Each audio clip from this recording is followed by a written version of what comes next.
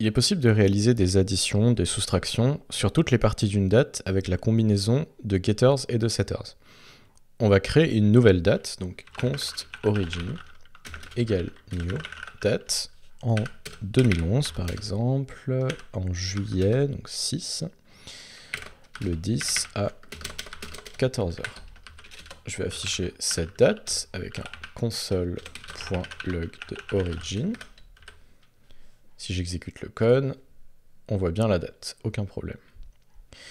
On va maintenant se baser sur notre variable origin et recréer une date qui sera complètement calculée, qu'on va appeler result. Donc si j'indique ici constante, result est égal à new date, et ensuite new date, donc pour chaque paramètre, on va indiquer origin.getFullYear, et par exemple, on va faire +1 par rapport à l'année de origin, donc en 2011.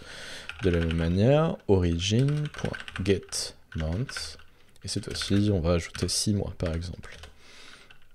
Encore de la même manière, origin.getDate, et cette fois-ci, on va par exemple soustraire 2 jours.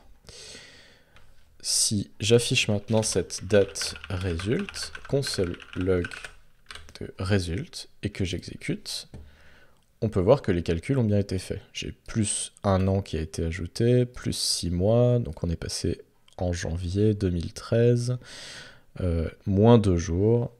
Donc voilà, les calculs ont bien été faits.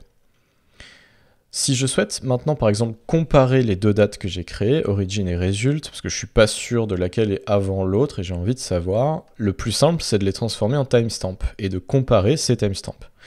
Donc pour cela, on peut écrire pour origin constante origin timestamp qui sera égal à origin, point, et là on va utiliser la fonction getTime sur un objet date qui nous permet d'avoir la contrepartie en timestamp.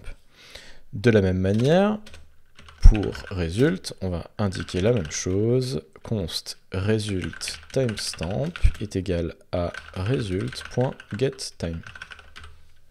Donc nous avons ici nos deux timestamps. Donc je peux maintenant écrire la comparaison, le résultat. Donc si j'indique console.log et je veux tester que origin timestamp est bien inférieur, et donc est bien avant dans le temps à result timestamp. Si j'exécute maintenant ce code, la console renvoie true, c'est donc vrai, la date origin est plus ancienne que la date result.